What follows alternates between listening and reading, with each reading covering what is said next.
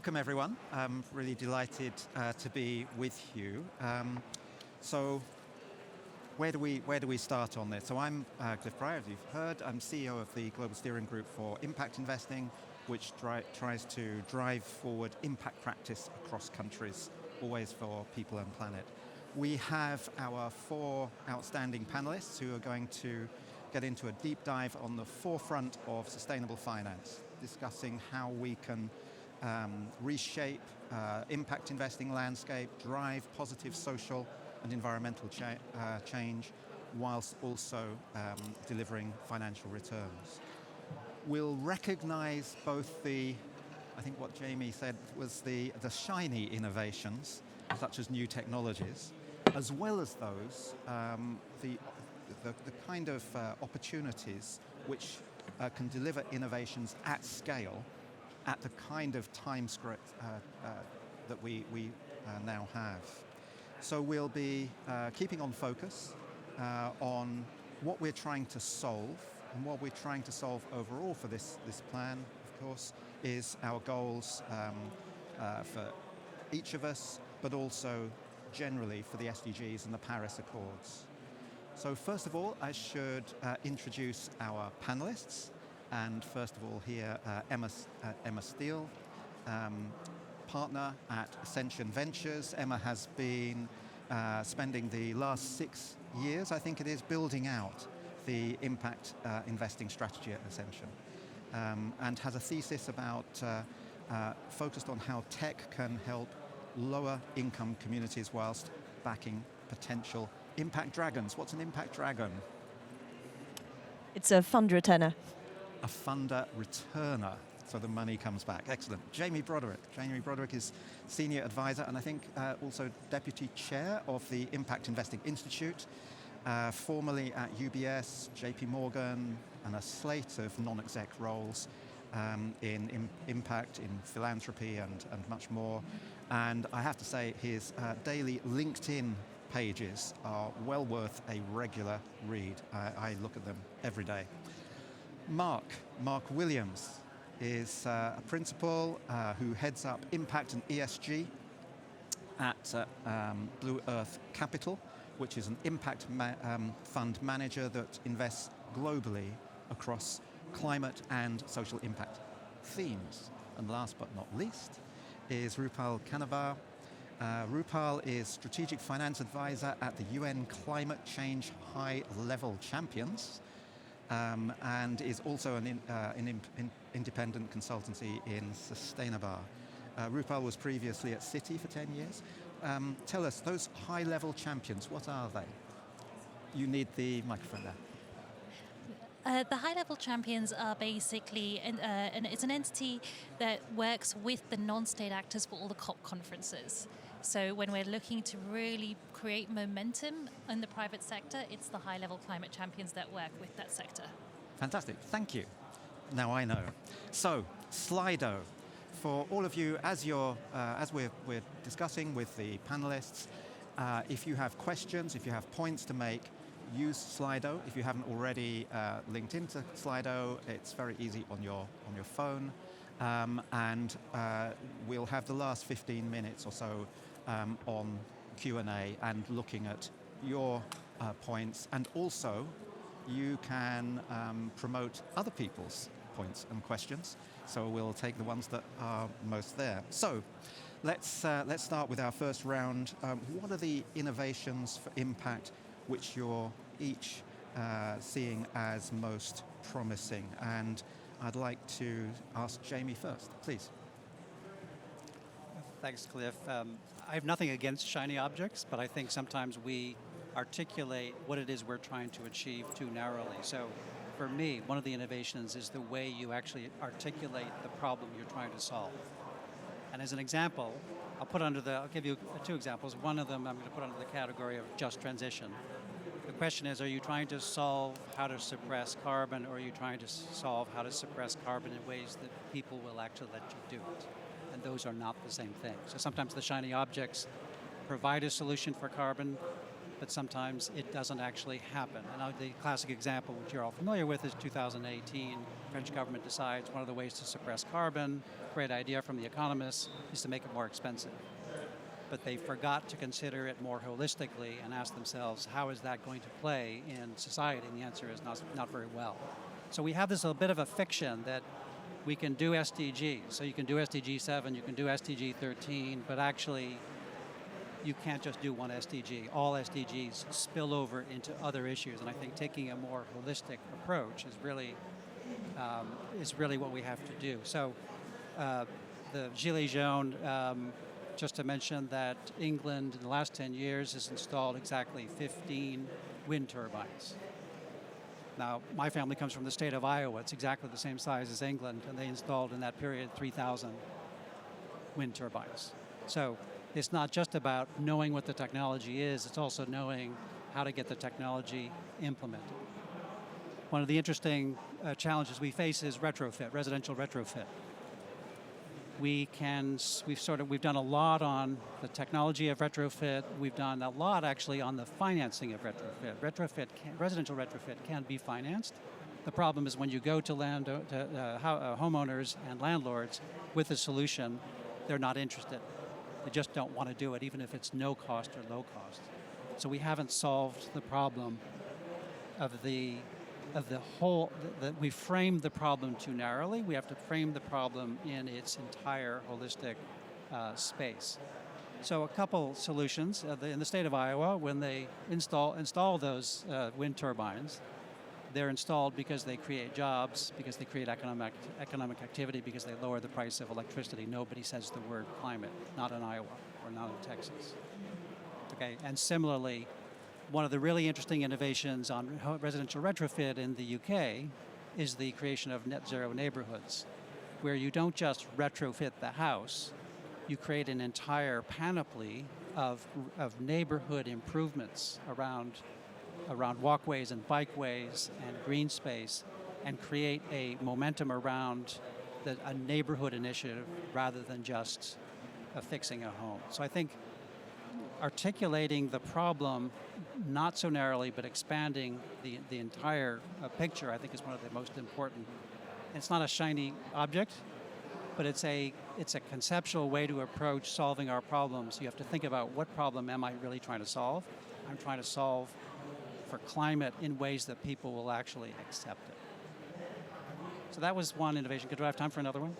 We'll have another round. Okay. I think that was a pretty important one, and I was in not the last session, the session before, and they were discussing there that just transitions into emerging markets, the rebellion from that, because they weren't, as you were saying, in Iowa or here in the UK. So Cliff, if I could just add then, so what the Impact Investing Institute has actually productized the concept of a just transition product. So we've developed a concept for asset managers to adopt, which is that a just transition product is one in which you've got a climate intervention, a social intervention, and ideally you've consulted the communities that are impacted, and that becomes a more concrete capture of the concept of a just transition intervention. Excellent. Thank you very much indeed. Let's come to Marc. Please. Thanks, Jeff. So one of the core objectives of Blue Earth Capital is, how do we catalyze sort of the larger pools of institutional capital into the impact investing market. And one of the areas that we're really focused on at the moment is establishing a fully functioning secondaries market as a key enabler for bringing those bigger pools of capital in. As many of you I'm sure know, the secondaries market is where investors buy and sell pre-existing commitments to private market funds, enabling them to exit an investment into a private equity fund before the sort of end of life of the fund. And it's a really topical area within the broader private equity market at the moment. With the market challenges over the last few years, private equity firms are holding on to their companies longer, which means they're not distributing capital back to their investors, the LPs. And increasingly we're seeing those LPs go to the secondaries market to exit. The challenge we have here within the impact market is there isn't an established secondaries market, largely because we're less mature, we're smaller, a lot smaller than the mainstream market, but we have now got to a scale where a secondaries market makes sense. And that's what we're trying to do at Blue Earth. So we've, and it's not just about giving investors a sort of early exit. There's a number of other advantages which I can help illustrate with an example of one of our recent transactions. So we worked with BII, British International Investment, the DFI here in the UK, and we acquired their stake in 3 high-performing funds with 26 companies across Africa and Asia. And it's a real win-win for all parties. So for BII, they've played their role in sort of providing riskier capital to help into these funds right at the outset. They've now grown. They've sort of had a showing very successful sort of track record. And so it allows BII to then exit those investments and at the same time catalyzing new private market capital into the market, and then they can then recycle their proceeds into sort of the riskier sort of new funds, which is really their purpose, to provide that sort of high risk capital. And for Blue Earth, it's also really advantageous. We've now got it gives us access to these 3 high-performing funds. They're much more mature. They've got 26 underlying assets. We know what we're investing into, so it's a lot less risky, and that enables us to bring in those bigger pools of institutional investors who are more prepared to invest into our fund, knowing what they're investing in. They can see a track record, and it also gives us the opportunity for sort of earlier disbursements back to those LPs, because we've got a more mature portfolio from the outset. There's a pathway to sort of partial liquidity within a couple of years. So it's it's an area it's very sort of new within the impact space, but it's an emerging area where we're sort of trying to sort of help push the market. Thank you, Marc. And just for clarity, what kind of scale of finance did you feel was necessary? I'm thinking there may be people working in Francophone areas or LATAM, Southeast Asia, etc. So in terms of the BII transaction, so I think it was around $30 million capital. That was BII's stake across those three funds. So that's, and I think clearly as the market expands, if you look at the mainstream private equity market, the really big secondary players, it's on another scale to that. But you can go down to those sort of smaller ticket sizes as well. That's very useful to hear. Thank you very much, Marc. And I'll come next to Roopal.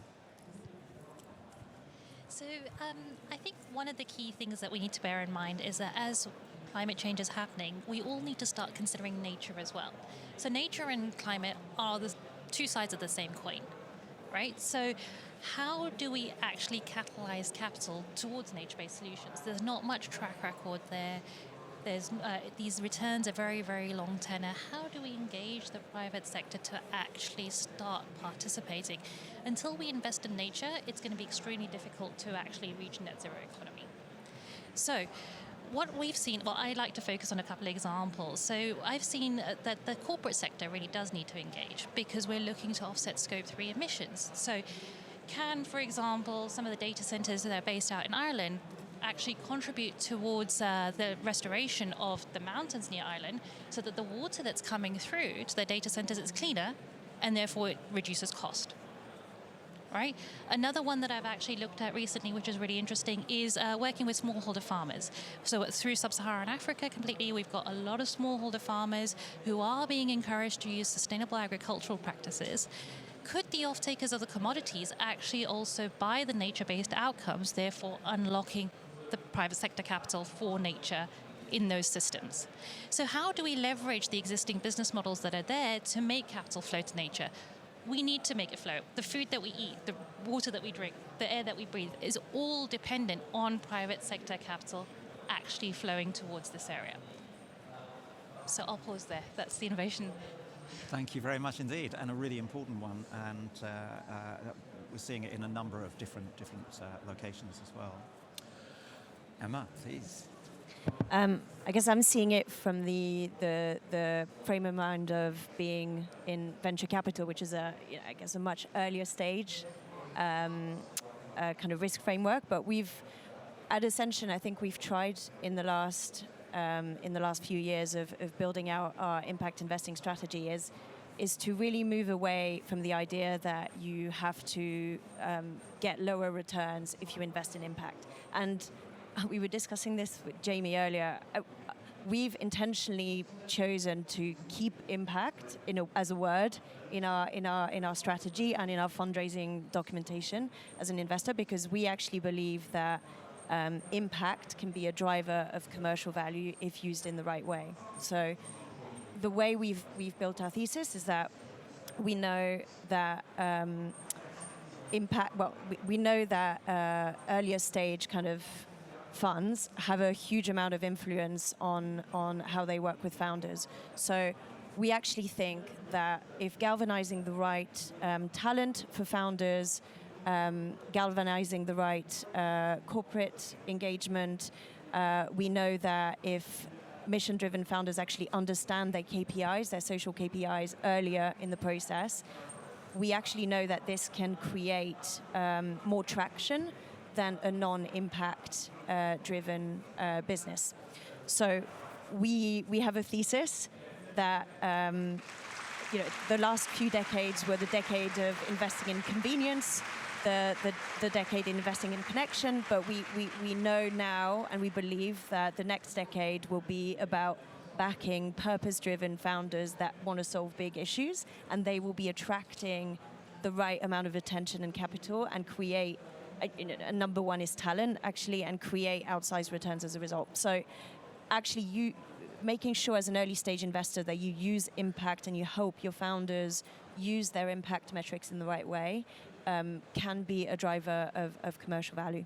And because our fund is more focused on actually helping lower income communities rather than investing in climate for climate's sakes, we have the climate element of our fund is more around climate affordability, and it does touch to what Jamie was saying around actually how do we lower the barriers to access to some of these innovations. So we'll look at a lot of environmental innovation, but we always need to understand how that is going to be distributed to a lower income community. And actually that it's the case for in the environment, but it's the case for any other theme with any other themes we look at. So if we look at fintech, if we look at health, a lot of the tech innovations and innovations out there have been actually looking at premium markets in a way to scale.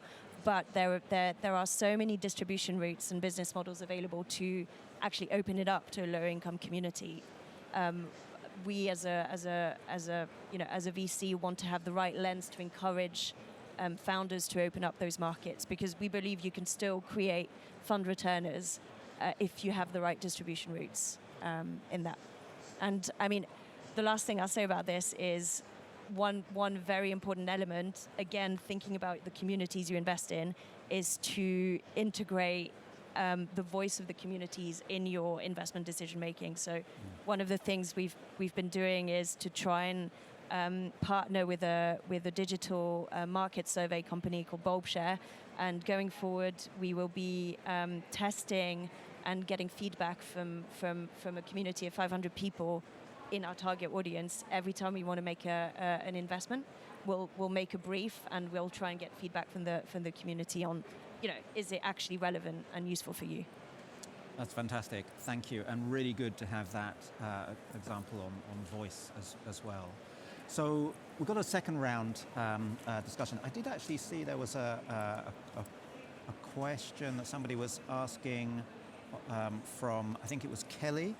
Are we focusing too much on innovation to enable Western societies to carry on as business as usual, rather than innovating our way to a regenerative way of living and working?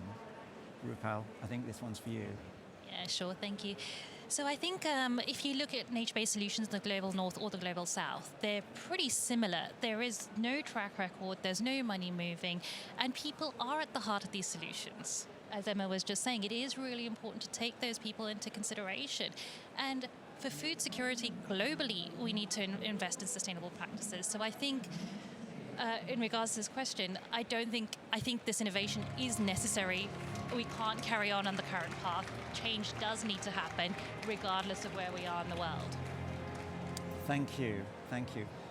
Marc, let's get into our second round. We were talking when we were planning this that in the second round of discussions we would look at some of the groundwork, the systems that create the opportunities for some of the things that you've been talking about. And you've been talking about secondaries. What are the enablers and barriers to achieve those kinds of results? Yeah, thanks. So I guess starting with the challenges, and again, if I go back to our transaction with BII, BII, like pretty much all sort of impact investors, hadn't been through a secondaries process before. So there's a real big education piece to sort of help people sort of through understand, I guess, the advantages, and also then help them through that process. And I think for us as a first mover in this space, there are some real challenges towards that. There's I think from a regulatory and a tax perspective, especially when we're looking in working in some of these emerging markets where even mainstream secondaries isn't something that's been done before. You're kind of almost having to help sort of co-create the framework for secondaries as you go through the process, which is the case that we had in some of the jurisdictions we were working in there. So I think that's a big piece. There's definitely a sort of regulatory side. I think the other really big piece is just demonstrating that it's that there's a market here, that it both delivers impact and also attractive financial returns alongside that. So I think for us, when we were started along this secondaries transaction, or this sort of secondary strategy, it wasn't about a small handful of transactions that were very sort of favourable for Blue Earth. It's about establishing that broader market, and the way that we can be successful is demonstrating a positive track record that delivers the sort of financial returns and the impact, and that will draw. I think we see sort of two key kind of actors. Firstly, it's other impact investors like ourselves, sort of increasingly pivoting and getting involved in secondaries. And then also the sort of big established secondaries players, for them to see that, yes, there is a functioning market, and if we can start attracting them into it, then again, that sort of brings a lot more sort of sizable capital towards sort of what we're doing as well. So I think it's a combination of those two. It's interesting, isn't it? Because you're sort of getting to a level of confidence for a level of the secondaries, and that confidence gives you the greater confidence with the larger scale over time. So it's a really interesting piece. And Emma, for you, what were enablers, barriers? Well, non-dilutive capital is very helpful. So actually, a lot of VCs end up working with Innovate UK. There's a match funding partnership in place that we're a partner. So a lot of that is helpful for founders who, may need a little bit more time to prove out that they, for example, train their data amongst a specific community, or prove out certain points that may take more time and may prevent them from raising a seed round in a kind of normal frame of time. So actually doing a pre-seed round with grant funding is really helpful.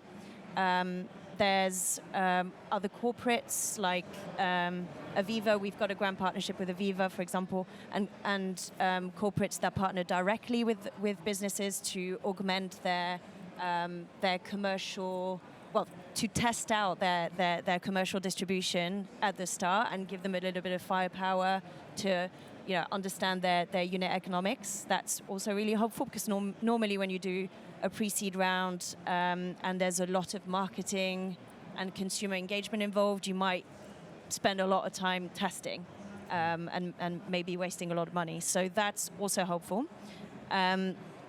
I mean, in any industry where there's a regulatory environment, it's helpful to have various sandboxes. So, one of our businesses, it still is a microgrid system selling through social housing that needed a special derogation to actually distribute energy. They got that from the Ofgem sandbox, for example, but they wouldn't have been able to do that without Ofgem.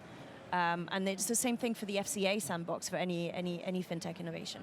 But I would say also, in terms of systems change, like a lot of founders are actually doing impact stuff, but they don't necessarily know they are impact founders in the sense that they don't understand the full extent of their impact. So I was thinking about this last night. There's a lot of mainstream investors that have impact businesses in their portfolio and they don't know about it, and they don't necessarily help them augment their impact and augment the distribution because they haven't identified it. So, for example, a distributed energy business that may be going through private rental instead of going through social housing, for instance, they have a huge market that is possible and open to them, and a different business model that could completely open up the market to a lower income community, but they wouldn't have done it in their pre-seed or seed round phase. But with an impact investing lens, you have that, and you can open up those ideas. Yeah. Thank you very much. I'm going to come to Roopal next, actually.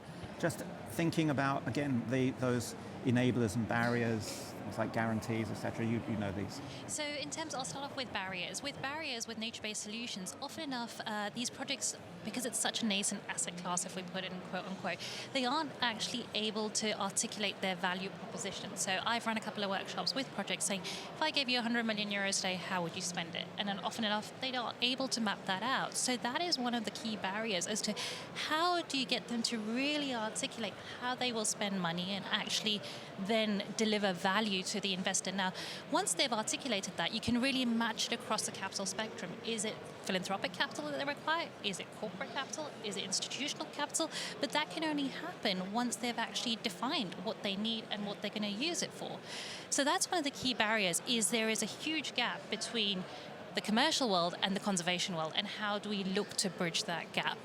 In terms of enablers, I think innovation is often not needed when there's enablers. We need to not reinvent the wheel and use the existing mechanisms that are in place. So we have de-risking mechanisms like first loss tranche, guarantees, all of those things. So why can't we then get these projects to a stage where we can start to apply some of these enabling mechanisms and really make capital flow? So one of the greatest examples that I've seen in the recent past is a debt for nature swap in Ecuador. And what they did was Legal in General was able to put in $250 million into this trade because there was a guarantee from the DFC, which basically enabled the swap to be about 17 notches higher in terms of credit rating from a sovereign compared to the sovereign rating. That's what makes capital flow. So it's really getting these projects a bit more investment ready, and there's a lot of great tools. The Green Finance Institute has released recently a investment readiness toolkit and a farmer toolkit as well. So how do we work with this community? Because they shouldn't be financiers, and the financiers shouldn't be conservationists. We've all got a role to play. How do we bridge the gap between the two, and how do we use these mechanisms that are in place to actually make that capital flow? It's interesting, and talk about the two. I was listening yesterday to an event where you really needed 5, 6, or 7 different players to make these things work. So this collaborative approach is really important. And just to add to that, I think when we're looking at nature-based solutions, there's a lot of different stakeholders. You have the communities, you have the businesses, you have the governments, the public sector. How do you bring all these stakeholders together, but also use blended finance structures to really get the right capital to the right projects? Absolutely, and it comes very much back to what Jamie was saying right at the start, that you have to think about the holistic approach to this. So, Jamie, I'm really particularly interested in how we can get some of these really wonderful examples from pioneer stage to mainstream. Can we do it? Can we do it fast enough?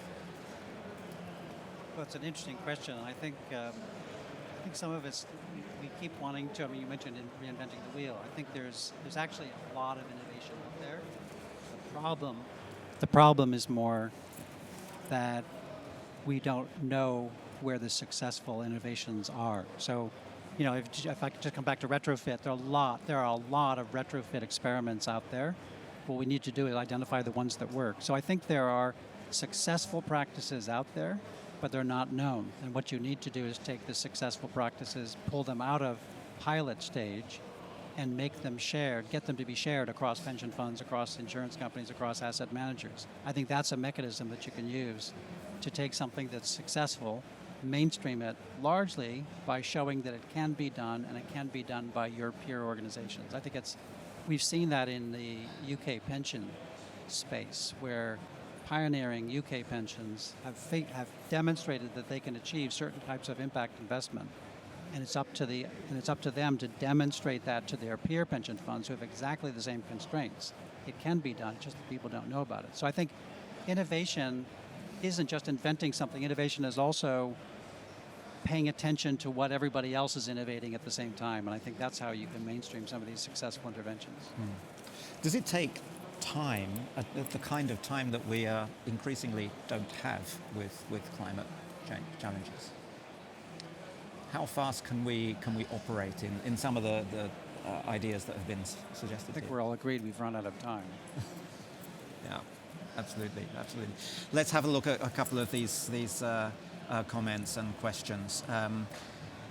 Here's one. The climate justice motivation for local participation is very clear. How can the speakers show how this affects projects and corporate efficiency and returns? Would anybody like to take on this one? Yeah, I mean, that's what Just Transition is all about. Just Transition is really, there are certain interventions that simply won't happen unless you get the community engagement. So yes, it's a matter of justice, but it's also a matter of practicality, so that if you don't get the buy-in from communities, they won't let you. And we've seen, any instance of NIMBYism in the UK or anywhere else in the world is an example of a community not buying in to the investment intervention. But when you demonstrate that you are creating benefit for the local community, then it starts to make sense. And I'll just give you an example. I don't know if you're familiar with Octopus's fan club. What Octopus says is it goes into communities and says, if you sign up to get electricity from this wind turbine, we will reduce your electricity cost by 20% and 50% when the wind's blowing. So that's an explicit example of somebody coming in and making sure that the community in which the intervention occurs has a practical benefit from it. Absolutely, and I think that from the point of view of the GSG, we have seen this in every country. This is not just a developed country piece, it's everywhere. Another question here, how can banks, fintech, utility providers can work together to achieve green electrification? Have a go. Thank you. That's a difficult one.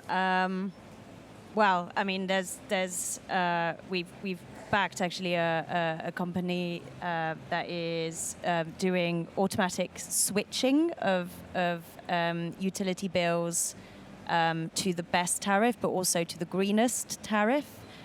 So I guess what they're trying to do and what other fintechs are trying to do is open up transparency to the market, because at the moment it's just really difficult to find out what the best green deal is. It's also making it very easy for consumers to buy green or to even invest in green products. So just there's Circa 5000 and other platforms that are focusing on sustainable investing. And there's even credit cards that link every purchase to tree building, for example. So building more of a kind of consumer appeal to contribute to climate. So there's lots of stuff that fintech is doing to improve consumer engagement in green products. Thanks. Marc, I think you have some. Yeah, I guess just to add to that, because it's a really good question, and it is challenging, and it sort of goes back to what we were saying. We're running out of time, but at the same time, you look at some of these big players, like take utilities for example. they're very big and they move very slowly. And I think that's one of the sort of biggest challenges we're having with some of our climate investments, where we've got these products, they're sort of signed up. We've got partnerships with utilities to roll these energy saving, smart meters and other devices out to already contracted for millions of homes. But it's kind of, with the companies that we back, it's kind of then out of our hands to an extent in terms of it needs to be such a, I guess, strong proposition that these big organizations like the utilities are going to want to move faster than they're typically used to. And I think that's where that's certainly where we see some of the challenges from our portfolio. But it's I think it's all about having the sort of the partnerships and sort of working together and then I guess that's it. Thank you. There's a question here which I hear in so many places now. What should we learn from the backlash of ESG investment? Do you see the opportunity for impact investing to be in the major investment strategy? I'm not sure about that. I understand the second part of that, but we're seeing obviously a very strong backlash on ESG in the US. There are questions around the EU, a number of European countries going very right wing and picking up the same ideas. Anybody who'd like to take on this question? Yes, Jamie, please. As the American, shouldn't I take this question? Okay. I think there's a couple of components. First of all, there's a difference between ESG and impact. I think impact is much more explicit about saying, this is what we're doing, this is how we're doing it, and here are the results. We measure them and report them back to you. And I don't think ESG investing generally does that. So there's more skepticism on the ESG side than elsewhere. I think the issue in the US in particular is people have allowed a vague concept to get hijacked for political purposes, and part of it is the vagueness of it. I think nobody quite knows. I mean, the debates in the U.S. are largely around, is ESG a risk mitigation strategy or is ESG a impact creation strategy? And because we never resolved that ambiguity, you allowed people to have debates and have it be whatever they wanted it to be. So you get states in the U.S. who've now banned ESG because they didn't want the woke part, but now they've deprived themselves of the risk management part. But I think more importantly is, go back to my Iowa example, when they sell electric vehicles in Texas, they talk about styling, cost, speed, torque, acceleration. They talk about what the client wants, where he sees his self-interest. And I think that's one of the things we keep missing. We keep broadcasting stuff and preaching stuff to people, and we forget that we have to talk to the people in terms that they understand and value. And I think in a lot of cases, the sustainability movement has been talking above the heads of the citizens. And I think we need to get back to talking in a language they understand. They understand what their self-interest is, and we use terminology that they can relate to. And when it's done, they sell a lot of EVs in Texas because they don't talk about it as a climate thing. It's about a car thing. And I think that's something we could all learn a little bit about. Absolutely. There were so many nods as you were talking about this. I think, the impact movement, the financial, the ESG group, I think generally on climate we've tried to speak to ourselves rather than speaking to the audience that we're trying to. I mean, you don't sell a car because of the internal combustion engine. You buy a car, well, hopefully it's an electric car, but you want it to drive well. You want it safe. Exactly. Please. Sure, I can just add to that a little bit. Unless money starts to flow, it's going to start affecting the bottom line. So if we look at part of California, it's completely uninsurable. The insurers are being affected by climate change. It's affecting profitability. It's affecting claims. So there isn't really a choice here but to invest. There is just no choice but to invest. So you're seeing insurers really start to pile in and create these funds. There was one that was launched, there's a couple going, they're all multi-billion dollars, but they are being launched because there is literally no choice. Absolutely. Here we have regulation is creating headwinds for the impact industry, for example, SDR labels.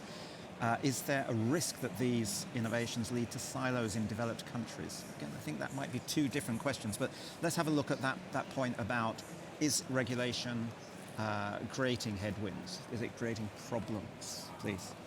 Yeah, so it's an interesting one. And if I look at Blue Earth's experience, so we've got, I think there is the second part of that question was around the sort of developed market side of things, and I think there are some challenges. I think if you look at SFDR, for example, it's EU regulation, so it's designed with a real sort of EU mindset.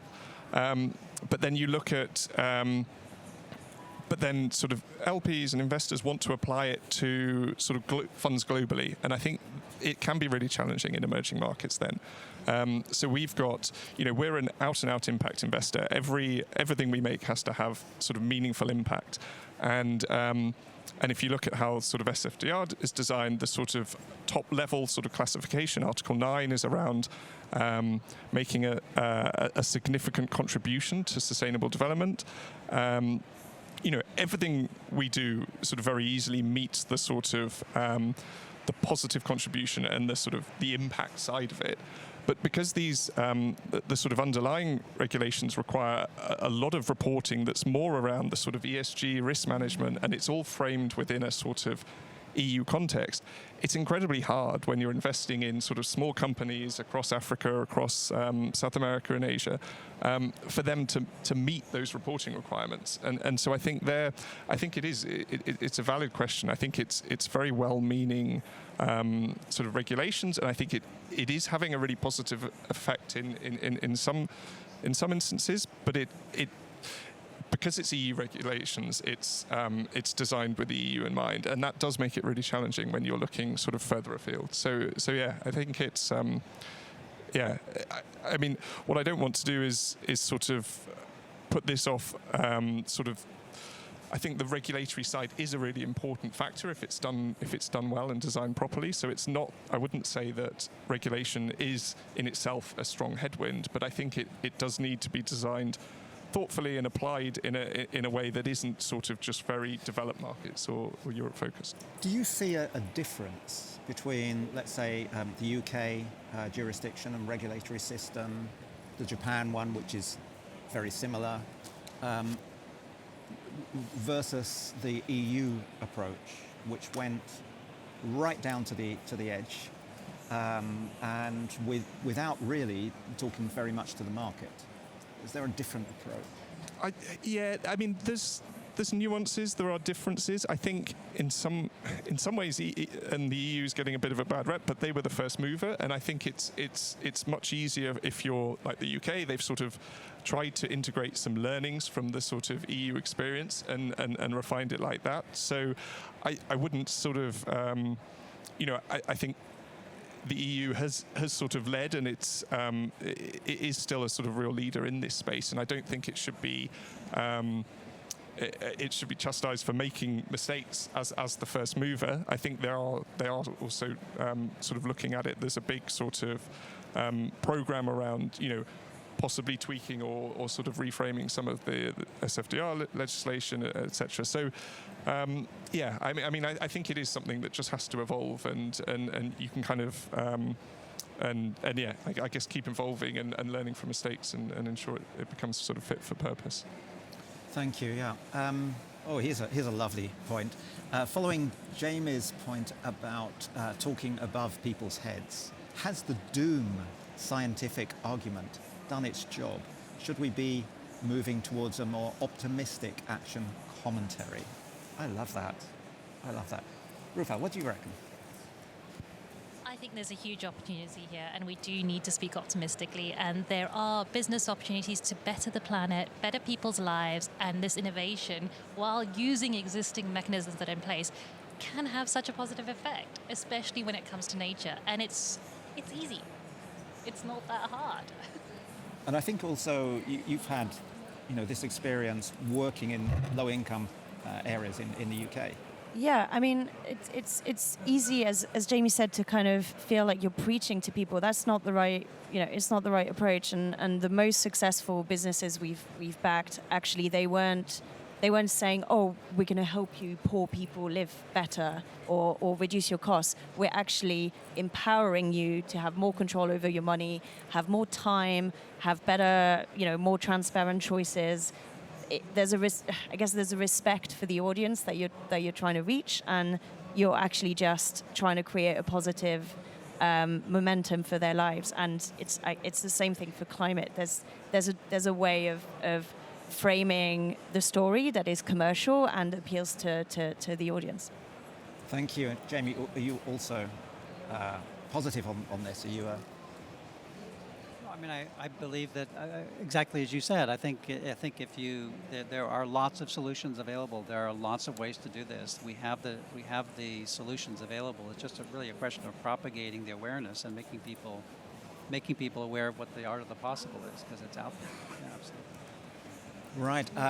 We are actually at time, so I'm going to just list some of the things that we've talked about. We've talked about just transition, blended finance, who controls, DFIs holding to sell rather than just to own, impact-linked finance. We've talked about biodiversity funding, debt for nature, energy innovations, getting to things to mass market, secondary markets, partnerships, having the right regulatory discussion, guarantees, getting from pioneer to mainstream, getting consensus around solutions, getting widespread adoption, and these two things that we need these innovations, we need them to scale, and we need them to scale fast, and we need to create the system that makes that easier.